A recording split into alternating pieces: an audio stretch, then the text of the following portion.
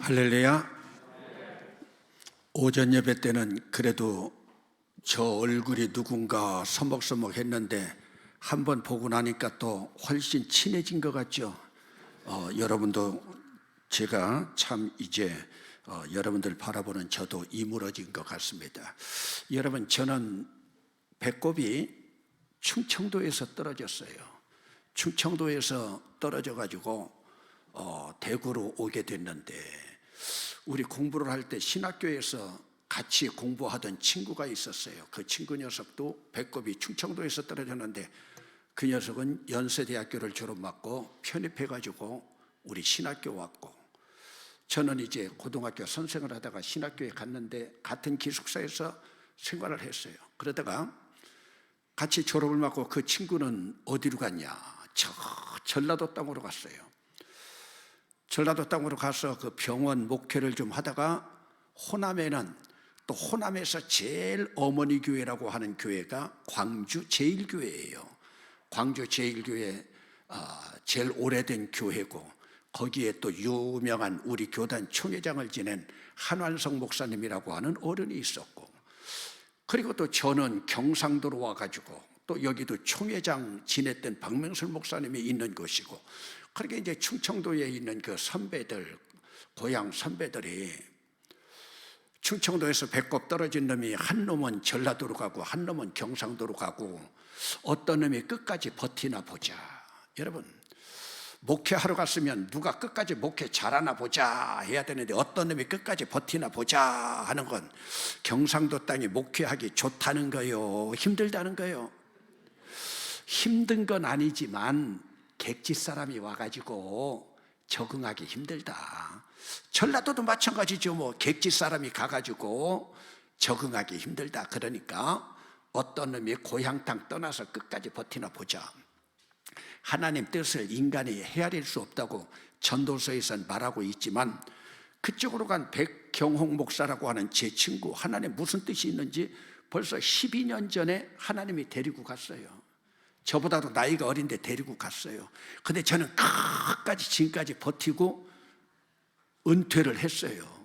그러면 이제 얼마 전에도 명절 돌아오고 했지만, 고향에 가면 그 어간에 선배들이나 후배 목사들이 그래요. 형님이 경상도 땅에 가서 버티는 비결이 뭐냐? 그러면 여러분들도 좀 버티는 비결 알고 싶겠죠? 저는 딱 두 가지 가지고 버텼어요. 그 두 가지가 뭐냐? 한번 따라 합시다. 한 가지는요, 따라 합시다. 무표정은 범죄입니다. 여러분, 서울에서 제가 목회를 하다가 경상도 와보니까, 우리 교회는 또 그 당시에 박명술 원로 목사님하고 또 담임 목사하고 쌈박질이 얼마나 있었는지 총회까지 전국에 소문날 정도였어요. 그러니 교인들 인상이 전부 우거지상이에요. 그러니까 제가 설교할 마음도 안 나요. 너무 우거지상이라. 그래가지고 그날부터 하나님이 지혜를 주셔서 매 예배 시간마다, 그런 구호하는 교회도 없을 거예요. 다시 한번 따라합시다. 무표정은 범죄입니다. 또 한번 따라합시다. 나는 지금도 범죄를 저지르고 있습니다. 조금 전에 우리 찬양 앞에서 인도한 부목사님이요, 부목사님이 어디서 배워왔는지 모르지만, 여러분 우리 얼굴은 전도지입니다 했는데, 그 말이 맞는 거예요. 예수 믿는 사람은요, 얼굴이 하나님의 은혜로 가득 차야 돼요. 아멘. 공자도 인생 나이 40이면은 불혹이라고 했어요. 불혹이라고 하는 것은 뭐냐? 어머니가 아무리 못난 자식을 낳아주어도 인생 40년이 되면 자기 얼굴은 자기가 책임져야 된다. 왜? 어떻게 살아왔느냐가 얼굴에 다 써 있는 거예요. 그러면 은혜 받은 우리의 얼굴은 은혜 받은 얼굴 모습이 돼야 됩니다. 그래서 저는 예배 시간마다 무표정은 범죄입니다. 그리고 우리가 나가서 예수 믿는 사람은요, 전도지 가지고 전도할 필요가 없어요. 왜요? 예수 믿는 사람은 우리 얼굴이 전도지인 줄로 믿습니다. 여러분, 혁신도시의 아파트에 누가 이렇게 엘리베이터에 같은 지인하고 탔는데요, 새로 이사 온 분이 자기 지인한테 그래요. 거기 또 딴 사람 하나가 샀는데, 여보게 저 사람은 뭐가 좋은지 내가 아파트 엘리베이터에서 만날 때마다 다 얼굴이 싱글벙글 저렇게 웃고 다니냐. 그때 그 지인이 뭐라고 그래야 되냐. 저 사람 저 운남교회 집사야. 저 사람 저 운남교회 권사야. 아니, 이 교회는 이런 말 해도 아멘 안 합니까? 뭐 그러면서 그렇게 교인들 좋다고 자랑을 하셔. 저는 아멘 안 하면 또 해요. 아니, 저 사람 운남교회 집사라니까? 저렇게 웃고 인상 좋은 사람 운남교회 권사라니까? 여러분, 그러면 저절로 전도되는 거예요. 왜? 여러분들이 은혜 받은 얼굴 하고 있으면요, 여기선 주님께서 성령님의 진함철을 붙여줘가지고요 딸려오게 되는 거예요. 아멘. 한 10년 동안 무표정은 범죄라고 하니까요, 교인들 얼굴이 펴지기 시작하더라고요. 그리고 나서 저는 얼굴이 늘 같이 생활하니까 펴진 줄 모르는데, 다른 교회 목사들이 오고 나면은 이제 그 교인들 보고 나서 얼굴 펴졌다고 하더라고요. 그래도 늘 형님 하는 선배가 왔다고요. 등대교회 강재식 목사, 지금 여와 앉았는데 저 강재식 목사도 우리 교회 와서 설교하고 나서 교인들 얼굴 빛이 달라진 걸 많은 분들이 얘기하더라고요. 또 하나가 있어요. 여러분 한번 따라 합시다. 표현하지 않는 건 중죄입니다. 여러분, 예수 믿는 사람이 표현하지 않는 건 중죄예요. 표현도 긍정적인 표현요. 긍정적인 표현. 여러분 한번 따라 합시다. 은혜 받았습니다. 감사합니다. 고맙습니다. 여러분, 서울에서 목회를 하다가 대구 와서 보니까요, 왜 이렇게 말이 잘라요? 그리고 표현을 하지 않아요. 그리고 주어 동사 목적어 보어도 없어요. 아는, 자자, 묵자, 그걸로 다 끝나요. 그래서 제가 표현하는 걸 하나하나 가르쳐요. 여러분, 오늘 여러분들이 예배 마치고 여러분들이 말씀 듣고 나서 나가면서 목사님하고 악수하면서 장 목사님 은혜 받았습니다 한마디만 해보세요. 목사님 환장을 해요. 설교한 목사들은요, 은혜 받았다는 말 한마디만 들으면요, 그날 가서 설교 준비 또 해요. 그러면 여러분들이 목사님에게 엔돌핀을 그렇게 줄 수 있다고 하면 여러분 얼마나 여러분 훈련하다가 보니까요, 교인들이 훈련이 되더라고요. 한 번은 교회에서 1, 2, 3부, 청년부 4부까지 설교하고 나서 목사는 은혜 받았다는 말 한마디만 들어도 목사는 환장을 한다고 그랬더니요, 그래도 그 설교하고 나서 기대했어요. 그런데도요, 나가는데 한 사람도 은혜 받았다고 말하는 사람이 없어요. 마지막 기대하고 원로 장로님 딱 만나서 악수하니까 뭐라는 줄 아세요? 욕받소 하더라고요. 그러니까 여러분, 왜 그래요? 훈련을 받아야 되는 거예요. 여러분 한번 따라 합시다. 은혜 받았습니다. 감사합니다. 고맙습니다. 그래서요, 예수 믿는 사람은요, 다 표정 좋아지려고 좋아지는 게 아니에요. 이번 사순절 동안에도 여러분들이 하나님의 은혜로 가면요, 여러분 하나님께서 내 얼굴에 은혜의 광명의 빛을 주시는 줄로 믿습니다. 여러분, 표현하라고 했으니까요, 옆에 있는 분들하고 한번 인사합시다. 참 멋있습니다. 참 멋있습니다. 얘기 한 분 하고요, 다시 한번 인사합니다. 농담이에요.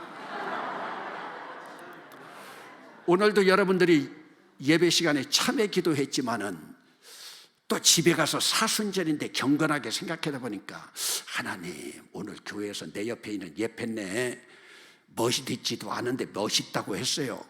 하나님, 거짓말 했는데 거짓말하는 것은 십계명에 위배되는데 다음 주 여러분들이 와가지고 이제 또 회개기도 할 때 하나님 잘못했습니다. 유대인들이 많이 읽는 율법 다음에 탈무드라고 하는 책에 보면 그렇게 나와요. 상대방을 기분 좋게 한 이야기는 거짓말이라 해도 회개하지 않아도 된다. 무슨 말인지 알겠어요? 경건하다고 회개하지 말라는, 왜? 조금 전에 여러분들이 멋있다고 얘기하고 예쁘다고 얘기해서 상대방이 먼저 기분이 좋아졌어요. 그러면 상대방이 기분이 좋아졌다는 건 바로 뭐예요? 그 사람의 생명의 엔돌핀을 주었다는 거예요. 110주년을 맞이하면서 여러분 교회가 그런 교회가 되기를 바랍니다. 여기 가까운 안동이라고 하는 고을에 김학영이라고 하는 사람이 살고 있었습니다. 어려서부터 선비 고을에서 공부를 참 잘하면서 착하게 공부를 해가지고 대학교도 서울에 있는 연세대학교 경제학부를 졸업받고, 그리고 졸업맞자마자 우리나라 최고 기업이라고 하는 삼성물산에 들어가서 소위 인류 코스만 걷게 되었어요. 그러면서 이제 때가 되어서 대구에 있는 한 여자와 결혼을 해가지고 가정을 꾸렸는데 아들과 딸을 낳았어요. 아들은 찬이라고 하는 아들이 있었고 또 예쁜 딸을 낳았는데, 또 보수적인 안동 고을 출신이니까 아들에 대한 선호 사상이 얼마나 크겠습니까? 그런데 그 아들은 아버지의 기대치 안에 미치지 못해요. 아버지처럼 인류의 길을 걸어갔으면 좋겠는데 이 녀석은 인류의 길 걸어가기는커녕 교회 다니는 데만 미쳐 있어요. 그런데 공부는 하지 않고 교회는 그렇게 열심히 다니는데 지 엄마는 또 그걸 너무 좋아하는 거예요. 그러다가 대학교 시험을 보게 되었는데, 시험 볼 때가 되면 고등학교 3학년 학부형들끼리 나누는 은어가 있어요. 우리 아들 서울 사대 갔으면 좋겠다 하면 서울에 있는 사범대학을 말하는 게 아니에요. 은어로 서울 사대는 서울에 있는 사대문 안에 있는 대학 들어가는 게 서울 사대예요. 우리 아들 서울 법대 갔다면 서울 법대 간 게 아니에요. 서울에서 제법 떨어진 학교 간 것이 서울 법대요. 서울 음대 갔다고 하면 서울에서 엄청 먼 학교 간 게 서울 음대 간 거예요. 자기들끼리 은어가 있어요.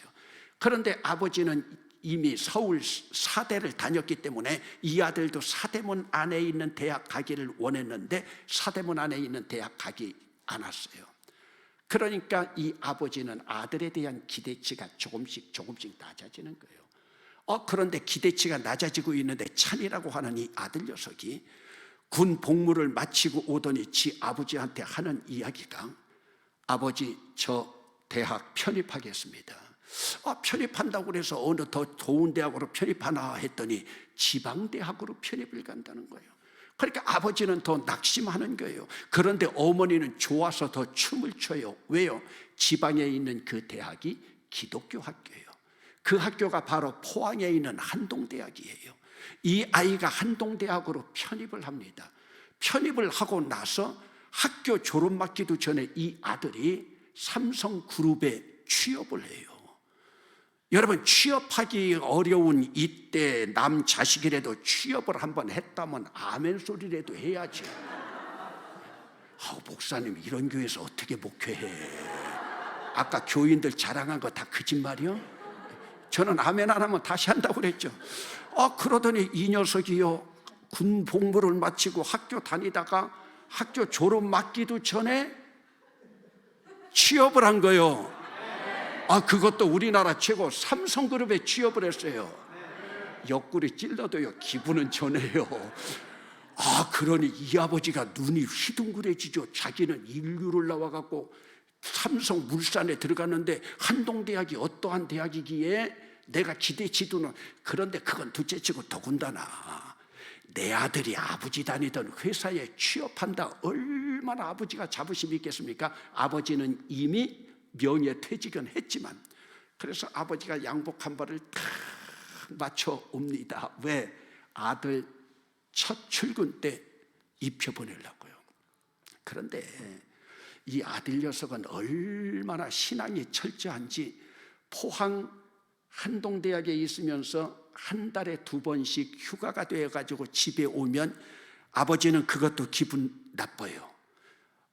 자기를 기다리고 있는 엄마 아빠한테 오기 전에 지 다니던 교회 일심교회 가서 기도하고 예배하고 그리고 집에 오는 거예요.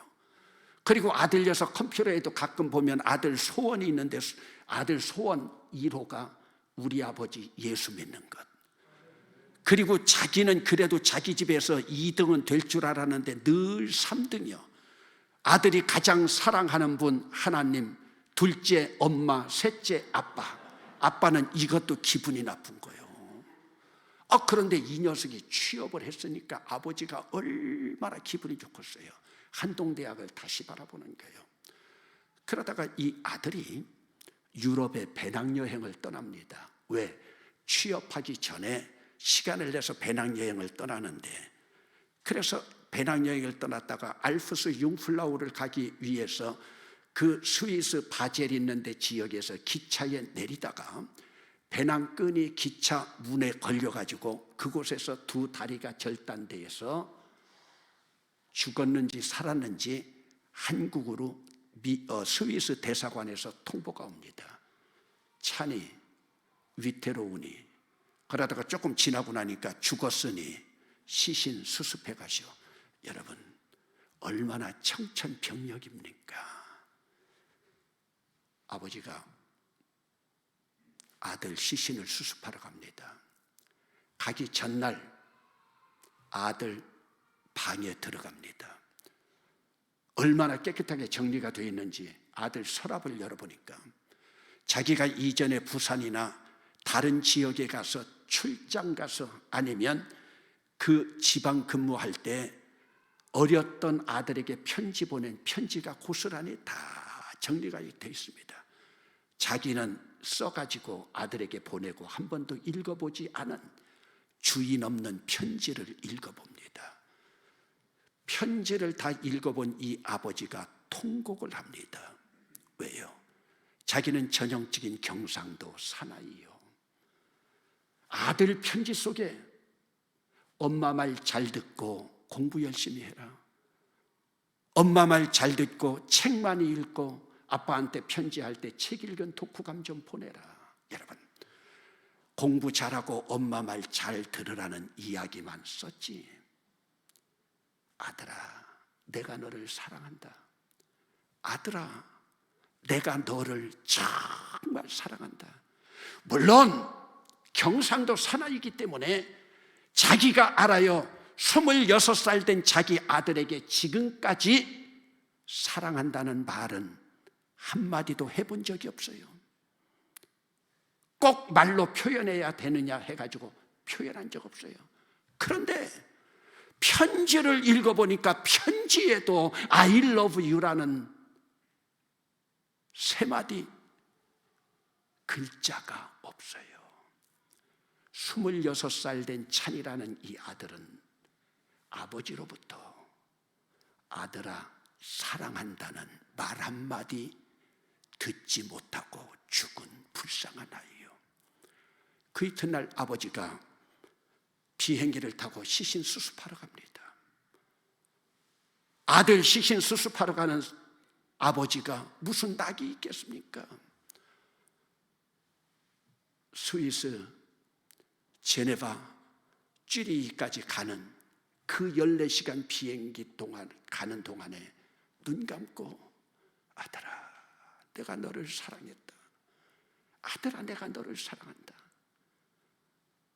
눈물을 줄줄 흘리면서, 여러분 아들이 눈 뜨고 살아있을 때는 사랑한다는 말 한마디, 닭살 돋는다고 경상도 사나이라고 말 한마디 하지 못했던 이 아버지, 수십만 번이라도 사랑한다는 말에서 이 아들이 태어날 수 있다면 눈물을 철철 흘리면서 쥐리 가는 동안에, 쥐리에서 아들 병원에 있는 바젤 영안실 가는 동안에 아들아 내가 너를 사랑한다, 아들아 내가 너를 사랑한다 눈물을 철철 흘리면서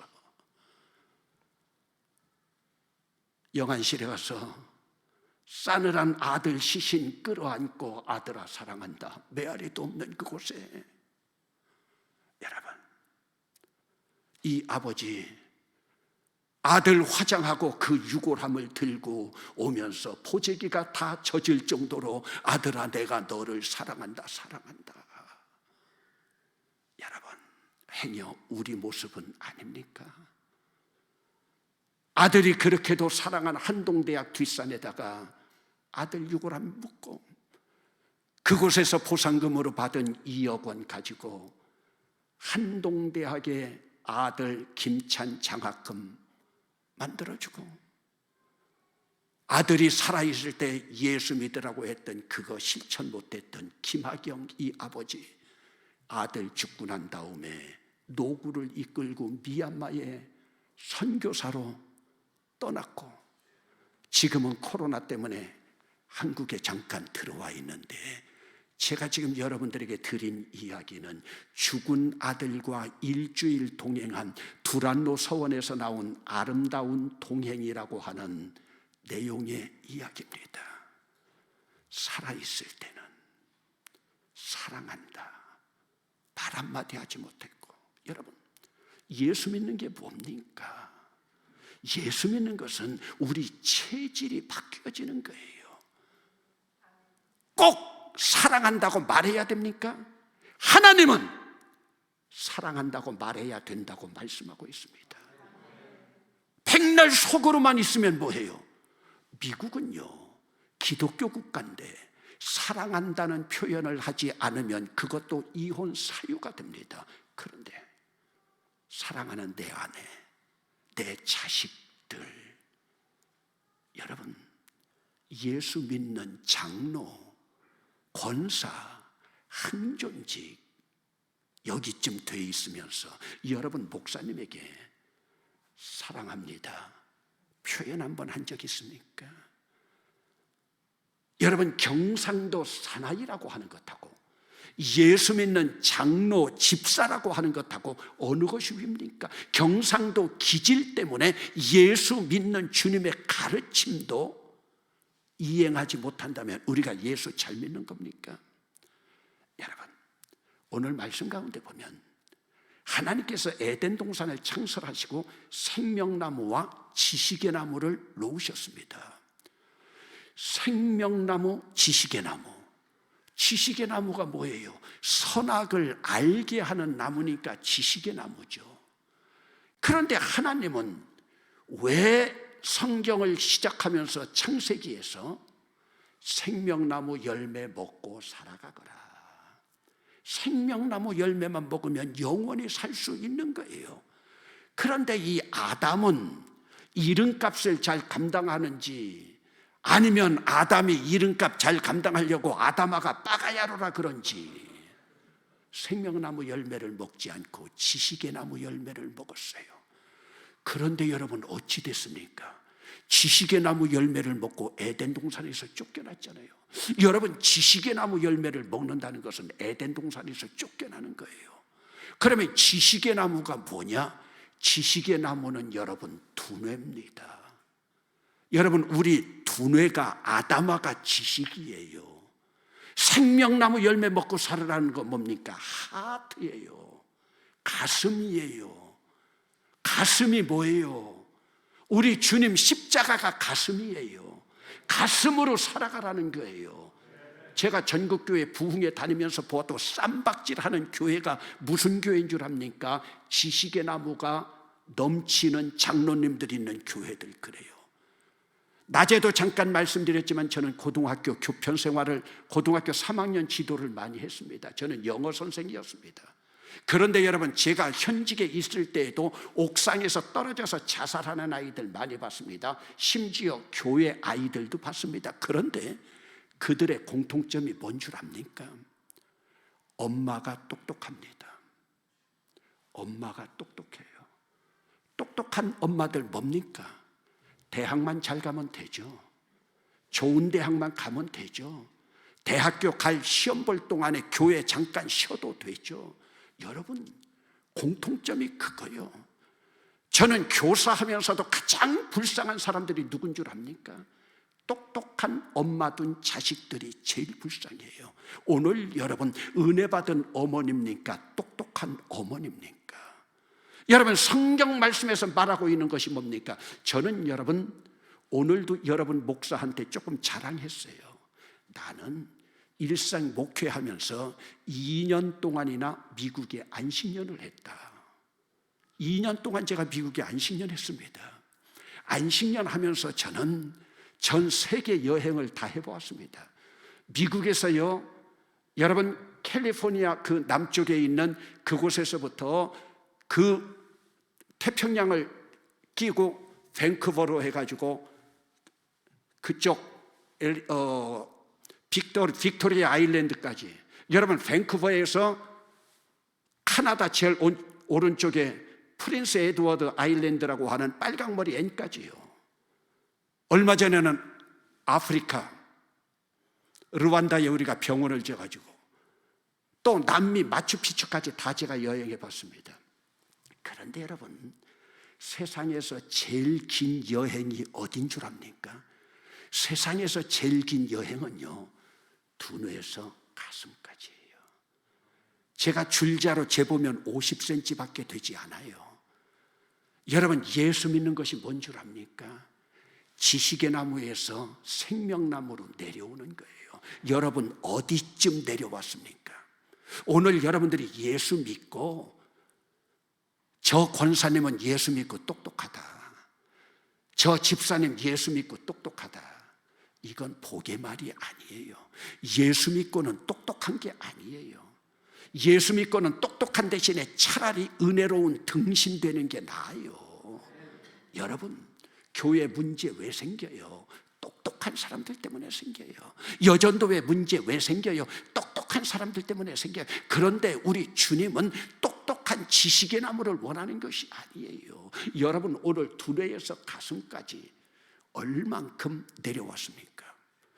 저는 한 2년 동안에요, 교회 와서 교회 밥을 오늘처럼 맛있게 먹어본 적이 없어요. 김영단 권사님 어디 계세요? 한번 일어나 보세요. 내가 감동받아서 이름도 기억했다니까요. 김영단 잠깐 일어나 보세요. 여러분 한번, 아니야 박수 치지 말고요, 엄지손가락 잡으세요. 그리고 우리 권사님을 향해서 짱이요. 그러면 생명나무는 뭐냐? 생명나무는 이렇게 세워주고 지지하고 격려하고 칭찬해 주는 거예요. 교회가 하는 일이 뭐예요? 교회는 세워주고 지지하고 격려하고 칭찬한다. 오늘 기도한 장로님 어디 계셔? 강 장로님 잠깐만 일어나 보세요. 어르신인데 제가 예배학을 전공했어요. 신앙적으로 우리 장로님이 그렇게 유식한 말씀 하실 분이 아는데 어떻게 가슴의 언어로 오늘 기도를 해 주었는지, 여러분 엄지손가락 들으세요. 장로님 짱이요. 장로님 앉으시면 안 돼요. 우리 교회는 이렇게 한번 칭찬을 받은 장로님이 이제 다음 주에 감사헌금을 내시려면 앉으시고, 안 내시려면 끝까지 서 계시면 돼요. 다음 주에 장로님 내셨나 한번. 우리 저 김영단 권사님은 왜 안 그런 줄 아세요? 얻어먹었잖아. 오늘 또 너무 고마운 분 계시대. 떡 준 분 어디 계셔? 전 교인들한테 오늘 떡 주셨다며. 예, 일어나 보세요. 우리 대봉교회 출신이네. 아까 저한테 인사했는데 얼마나 감사한 거예요. 한번 박수해 주세요. 예, 앉으세요. 다시 한번요. 세워주고 지지하고 격려하고 칭찬한다. 저는 오늘 여러분 교회 와서 밥 먹은 것도 감동받았지만요, 한국교회가 점점 여러분 교회는 넘치는 어린애들 저런 소리가 사라져버리고 있어요. 여러분들이 저 어린아이들 하나하나를 보면서도 머리 쓰다듬어주면서 여러분들이 생명나무 하려면 너는 큰 사람 될 거야, 너는 잘 될 거야, 너는 더 잘 될 거야. 여러분, 전 어린 시절에요, 너무 가난했어요. 가난해가지고요, 우리 주변에 있는 제 친구 예쁜 고모들이 뭐라고 그랬냐면, 공부는 잘했던 것 같아요. 희종이 너는, 희종이가 누구냐? 제가 희종이에요. 희종이 너는 공부도 잘하고 착하고 다 좋은데 노란 택시만 없으면 좋겠대요. 암만 기억해도 저는 택시 타본 적이 없는데 노란 택시가 나중에 보니까 양쪽 코에 나오는 노란 택시 있지, 아마 이게 여기까지는 흘렀는데 요즘 애들은 그게 없는데 옛날에 왜 이렇게 그게 많아요?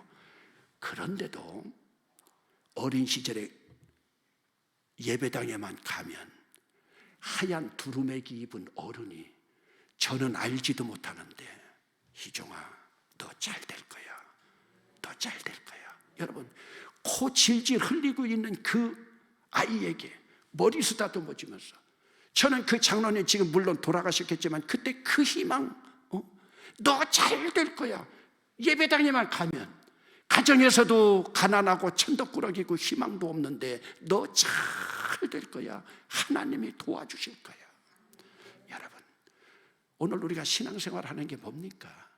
내 가슴이 생명으로 채워지는 거예요. 여러분, 저희들 어렸을 때는요, 한국의 지성이라고 누구를 꼽았느냐? 우리나라 초대 문교장관을 지냈던 연세대학교 총장이었던 백낙준 박사를 꼽았어요. 그러더니 요즘은요, 한국의 지성으로 이어령 박사를 꼽아요. 얼마 전에도 이어령 박사가 지금 암으로 투병하면서 마지막 수업이라고 하는 죽음을 앞둔 그 책을 제가 읽고 감동을 받았는데, 여러분, 이어령 씨는요, 얼마나 박학다식한가 몰라요. 영어 성경으로요, 성경을 좋은 문장을 거의 다 암송해요. 예수나 믿어요. 그 딸이 이화여자대학을 4년 졸업 맡아야 되는데 수재라 3년 만에 졸업 맡았어요. 그리고 미국에 가가지고 또 법학을 전공했어요. 미국에서 변호사가 됐어요. 검사가 됐어요. 나중에 목사가 됐어요. 그 딸이 아버지에게 예수 믿으라고 얼마나 몸부림쳤는지 몰라요. 그런데 그 딸이 마지막에 암으로 죽어가는데 한국의 지성이라고 하는 자기가, 문교장관까지 지냈던 자기가, 문교가 아니죠, 문공이죠, 예술가였기 때문에 할 일이 하나도 없는 거예요. 자기 손으로 키웠던 조금 지체장애였던 자기 외손자가 어려서 죽어가는데 한국의 지성이라는 이어령 박사 할아버지가 해줄 일이 하나도 없는 거예요. 그는 한국의 최고 지성이었어요. 마지막에 70이 넘어가지고 예수 믿겠다고 무릎 꿇고 세례받고 그분이 제일 먼저 외치고 쓴 책이 뭐예요? 지성에서 영성으로. 지성에서 영성으로. 한국의 최고의 지성이었다고 하지만 지성 가지고 안 되더라는 거예요. 지성 가지고 문제가 안 되더라는 거예요. 지금도 86세 암투병하면서 지금 있으면서 그분이 마지막 외치는 게 뭐냐? 나는 천국이 있는가 모른다. 그러나 지성에서 영성으로다. 여러분, 천국이 있는가 모른다고 예수 믿는 이어령 씨가 왜 얘기한 줄 압니까? 천국이 있다면 예수 믿는 사람들이 저렇게 소망을 갖지 않고 살아갈 수가 있느냐? 자기가 천국 없다고 믿는 게 아니에요. 대한민국에 예수 믿는 사람이 얼마나 많이 있는데 천국이 없다면 저들이 저렇게 낙심하고 살아갈 수가 있느냐? 항변적인 거죠. 항변적인 거예요. 여러분, 제가 영향받고 저에게 감동을 준 영성학자 가운데 21세기 최고 영성학자라고 하는 헨리 나우엔이라고 하는 영성학자가 있습니다. 제 딸이 카나다에 있어서 제가 카나다에 갈 때마다 헨리 나우엔의 묘를 찾아갑니다. 헨리 나우엔은요, 세계 최고 지성이라고 하는 예일대학교 교수로 있으면서도요, 교수로 있는데 행복하지 않아요. 그렇게 교수가, 우리는 예일대학교 교수쯤이면 최고라고 생각하잖아요. 그런데 이 교수가 행복하지 않아요. 사표를 딱 내고요, 페루의 빈민굴에 가가지고 노숙자들하고 같이 살아요. 거기선 행복했대요. 그런 지성을 그냥 두겠어요? 하버드 대학 교수로 데리고 왔어요. 하버드 대학 교수를 하다가 헨리 나우엔이 또 사표를 내요. 그리고 카나다 토론토 장애인 그 브랜치에 가가지고 거기서 일하면서 행복을 느껴요. 그러면서 그 지체 장애 있는 아이를 데리고 추운 겨울에 병원에 가다가, 병원이 아니라 어디 가다가 그 승합차가 지나가다가 승합차 백미러에 쳐가지고 거기서 미끄러져서 죽게 돼요. 근데 주변에 있는 동료들이 같이 중보기도 하면서 헬리나 웨인이 살아났어요. 살아났는데 다른 사람들이 뭐 축하합니다, 축하합니다 하는데 56살의 헬리나 웨인이 뭐라고 외치는 줄 아세요? 하나님, 나는 예일 대학도 그만두고 하버드 대학도 그만두고 어려운 자들과 함께 살아가는데 왜 나는 아직도 천국에 갈 수가 없습니까? 헬리나 웨인의 영성은 여기서 시작해요. 우리는 살아있는 게 축복이라고 하지만 주변에 있는 목사들, 신부들이 Congratulations, 축하한다고 하니까 헬리나 웨인의 영성은 여기서 시작해요. 하나님, 왜 나는 이런 사고를 통해서도 하나님 나라 들어가지 못하고 인간의 축하를 받아야 됩니까? 나는 아직도 하나님 나라에 갈 수준이 안 됐습니까? 이것이 헬리나 웨인이 쓴 책 가운데 Beyond the Mirror라고 하는 책이 있습니다. Beyond the Mirror라고 하는 것은, 미러라고 하는 것은 거울입니다. 그러니까 이 거울이라고 하는 것이 승합차의 백미러, 그러니까 거울 너머의 세계, 거울 너머의 세계라고 하는 그 책에 헬리나 웨인이 그렇게 항변하는 게 나옵니다. 고린도 후서에도 사도 바울이 외치잖아요. 삼층천을 체험하고 와서 왜 나는 아직도 하나님 나라에 이를 수 없습니까? 여러분, 오늘 우리가 영적으로 살아간다고 하는 것은 이것을 뛰어넘는 겁니다. 오늘 우리의 삶 속에서 이것을 뛰어넘는 거예요. 지성에서 영속으로. 그러면 이 창세기 2장 9절에 나온 생명나무가 뭐냐? 이 생명나무가 바로 예수님 지신 십자가 나무예요. 여러분들이 사순절 첫 주간 오늘부터 이제 십자가 나무로 들어가는 거예요. 이 십자가 나무가 바로 성령나무입니다. 성령나무예요.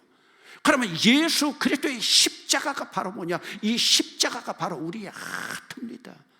그 십자가의 보혈이 우리의 심장입니다.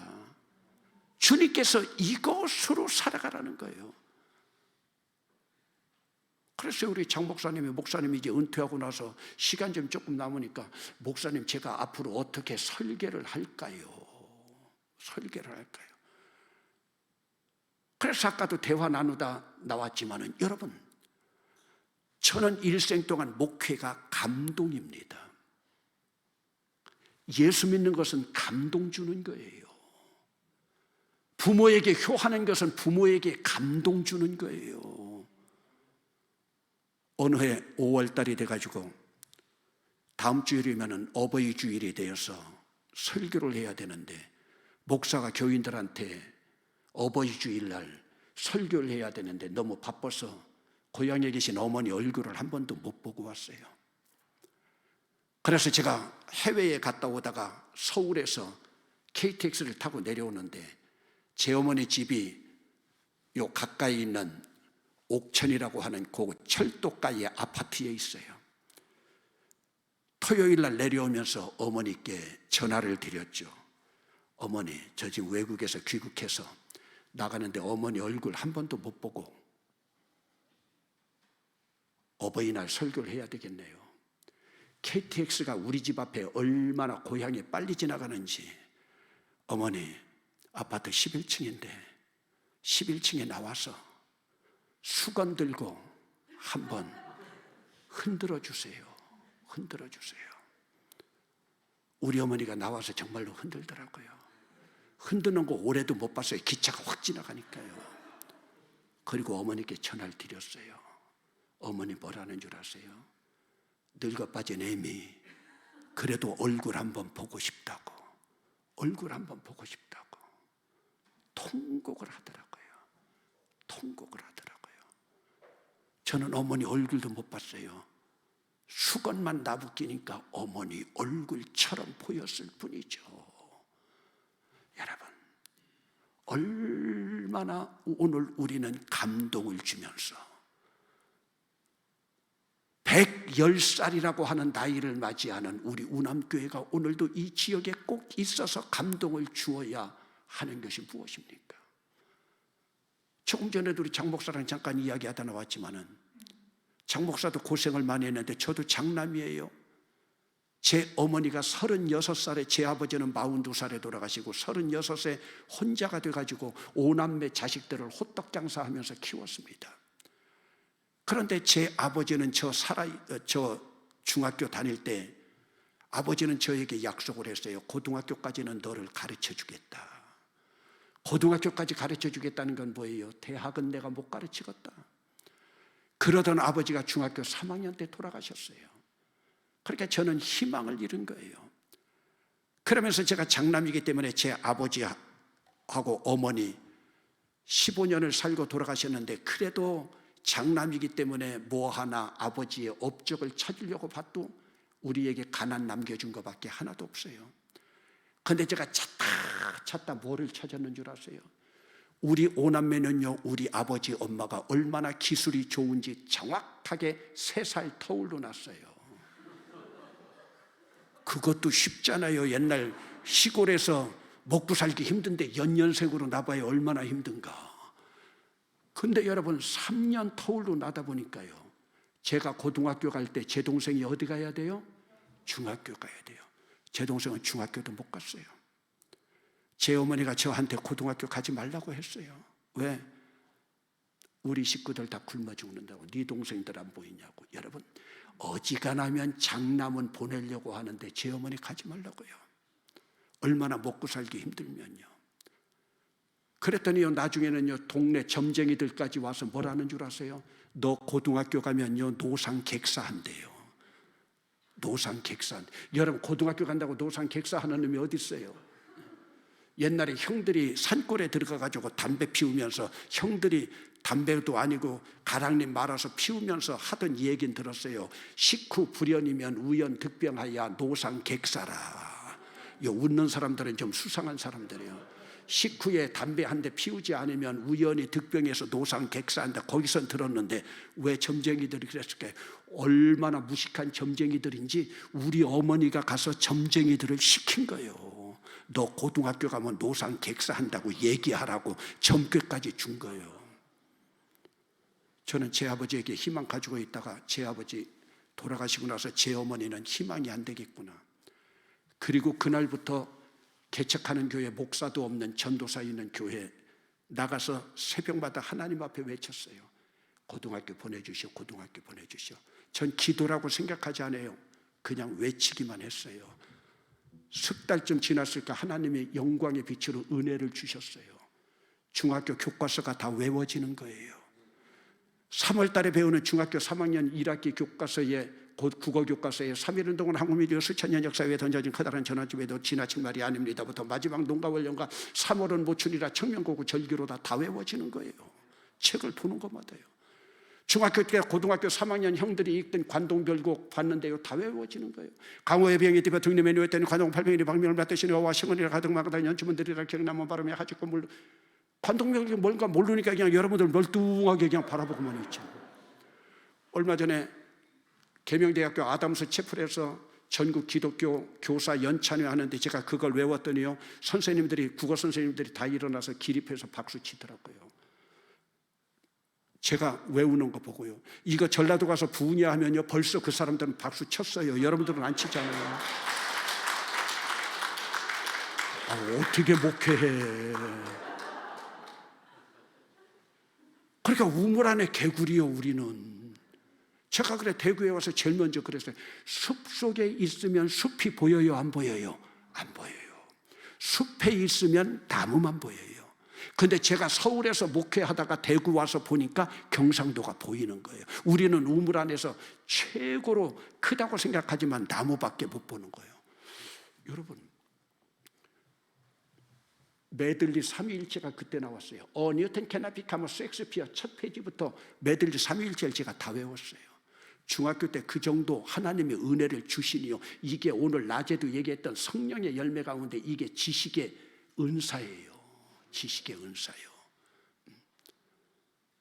여러분, 경상도에서는요, 옛날에요, 경북고등학교가 최고였어요. 경남고등학교. 전라도에서는 광주일고 전주, 제 살고 있는 충청도에서는요, 대전고등학교요. 우리 옥천중학교에서 언감생심이었어요. 하나님이 저 거기 넣어줬잖아요. 하나님이 넣어준 거예요. 서울에서는 경기고등학교, 서울고등학교, 경북고등학교, 그리고 그때 제물포고등학교. 저는 하나님의 은혜로 지금까지 살았습니다. 그러면 하나님의 은혜가 전부 뭐예요? 두뇌요, 가슴이에요. 오늘 여러분 가정에 부부싸움이 왜 일어나요? 두뇌 때문에 일어나는 거예요. 가슴으로만 여러분 자식들을 바라보고, 가슴으로만 여러분 가정에서 일하고 있는 여러분 아내를 바라보고, 여러분 남편의 등처진 그 모습을 바라본다면 부부싸움이 일어날 수 있을까요? 교회에서 장로님들이 여러분 목사를 여러분 조카처럼 보고 여러분 자식처럼 보여지고, 목사님이 여러분 장로님들이 형님처럼 보여진다면, 우리 권사님들이 내 이모처럼 보여진다면, 우리 권사님들이 여러분 목사가 친정에 있는 조카처럼 보여진다면 교회가 문제가 발생이 될까요?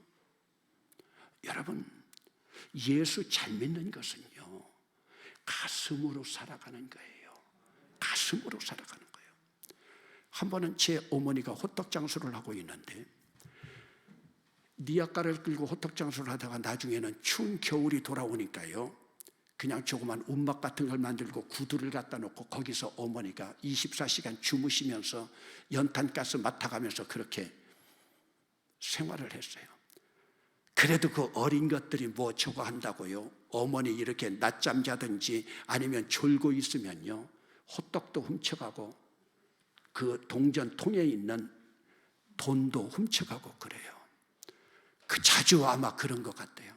그러다가 어느 날 아이 하나를 잡아놨다고 저한테 연락 왔어요. 야, 경찰에 신고해야 된다고. 동네 사람들도 그놈을 잡아놨어요.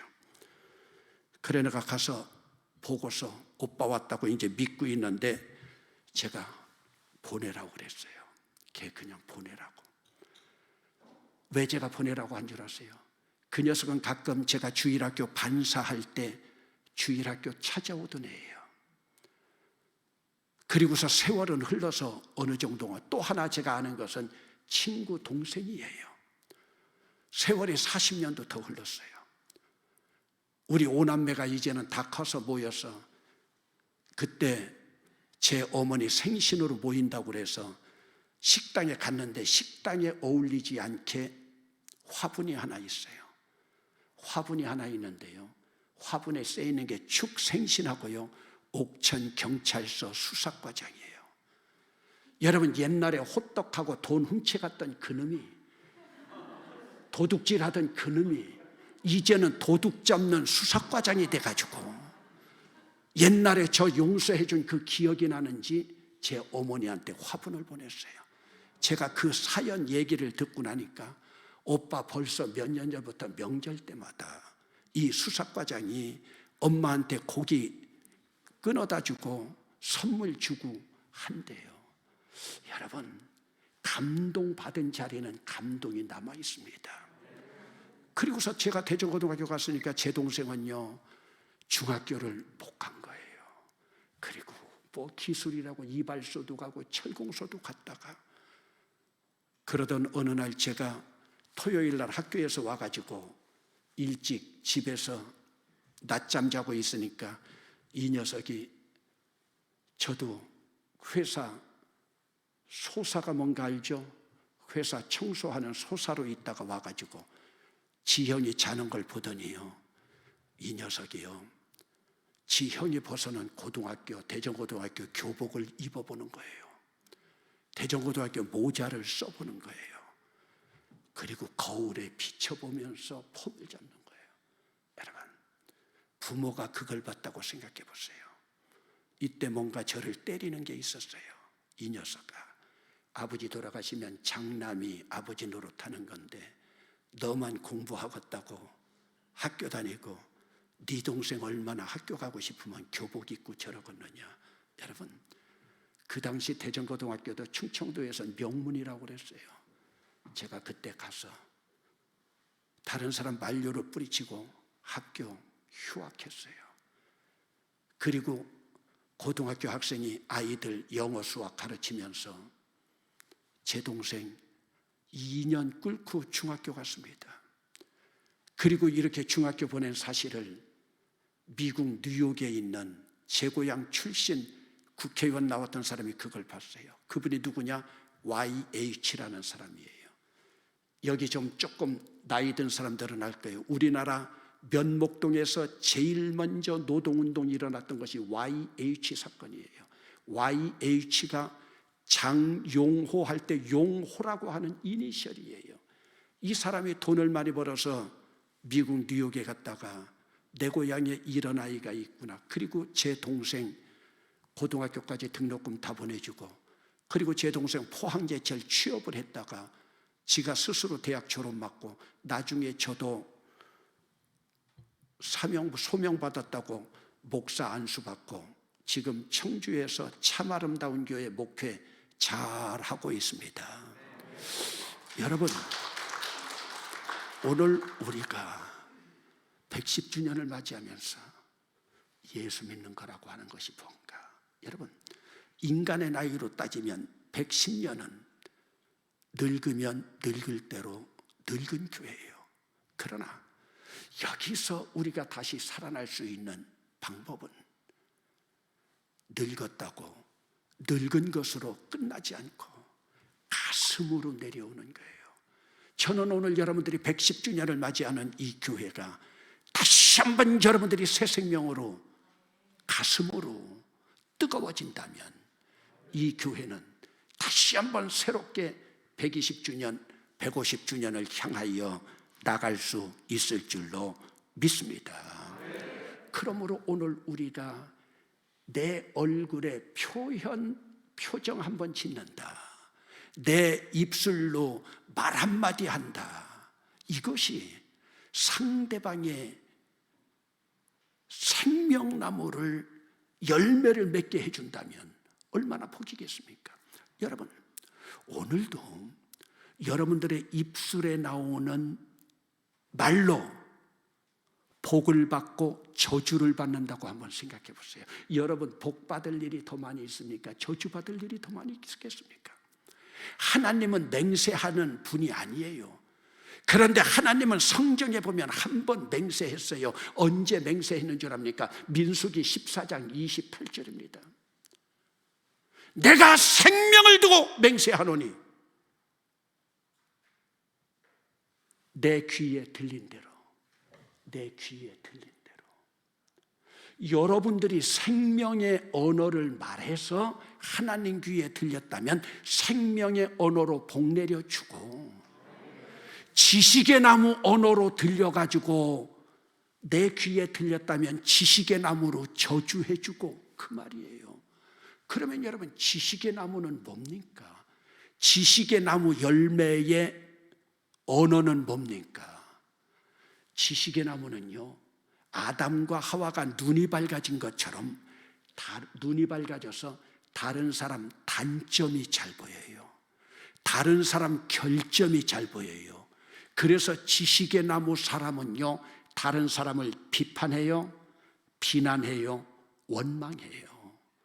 일하다가 피본 민족이 어디예요? 광야 이스라엘 민족 아니에요. 광야 이스라엘 민족의 특징이 뭐예요? 원망하고 불평하다가 하나님 귀에 원망하는 것만 들렸어요. 그래서 스스로 그들은 민수기 13장 14장에도 보면 탐욕의 무덤을 만들면서 떠나잖아요. 이스라엘 광야 40년은 하나님께서 이스라엘 장정들 60만 명 가운데 원망하고 불평하는 지식의 나무 아래에 있는 58만 9,998명 죽기를 기다리고 있었던 거예요. 하나님이 오늘 우리 죽기를 기다린다고 생각해 보세요. 그래서 40년 동안 그들 다 죽기를 기다리고 여호수아 갈렙만 데리고 가잖아요. 왜요? 하나님 나라는요, 인원하고는 상관없어요. 하나님 뜻에 맞는 사람만 데리고 가는 거예요. 40년이 여러분 59만 9,998명 죽기를 기다렸다고 생각해 보세요. 나는 오늘 생명나무로 살아가고 있는가, 지식의 나무로 살아가고 있는가? 여러분, 오늘 여러분들이 110주년 여러분들이 창립 기념주일을 맞이하면서 수없이 많은 사람들이 이 교회에 거쳐도 갔고 왔다가 떠나기도 했고, 그러나 떠난 사람들 가운데서는 지식의 나무 열매로 쌈박질 하다가 떠난 사람들 있을 것이고, 아니면 한존직 선거 같은 거 하면서 낙심하고 떠난 사람들 있을 것이고, 여러분, 천국에 가면은요, 하나님께서 뭐를 가지고 판단하실까요? 이 세상의 재벌, 이 세상의 권력, 이 세상의 명예 다 상관없습니다. 강재식 목사도 지금 저기 제 아우처럼 와 있지만은, 이전에 우리 이쪽 동부 지역에 나올 때 형님 총회장 나오셔야죠, 총회장 나오셔야죠. 제가 왜 다 들어간 줄 압니까? 생명나무는 생명을 향하여 나아가는 거지, 내 권력, 명예, 이것이 아닙니다. 그래서 저는 이번에 은퇴하면서도, 여러분, 인자는 머리 둘 곳이 없다고 예수님 말씀하셨는데, 여러분, 저는 그래도 제 살 집이라도 얻어가서 예수님 죄송합니다, 교우 여러분 감사합니다, 그러면서 제가 은퇴했습니다. 그러면서 평생 저는 제 목회 주제가 Under the Tree of Life, 생명나무 아래서. 사랑하는 성도 여러분, 저는 오늘 여러분들이 사랑하는 목사가 진짜로 저 존경해서 초청한 거 아니요, 저 오늘 땜빵으로 온 거요. 알잖아요. 딴 목사 오기로 했는데 땜빵으로 온 거요. 땜빵으로 와서 이 정도 은혜 받았으면 그래도 안타 친겨.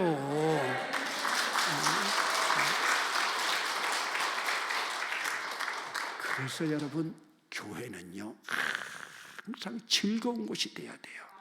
즐거운 천국이 돼야 돼요. 밖에서는 시련, 역경, 바람 불어도 교회만 들어오면은 천국이 돼야 돼요. 천국 되기 위해서 오늘도 생명나무, 가슴의 나무로 여러분 교회가 저에게 좋은 소문으로 들려오는 아름다운 우남교회 될 수 있기를 주의 이름으로 축원합니다. 사랑의 아버지 하나님,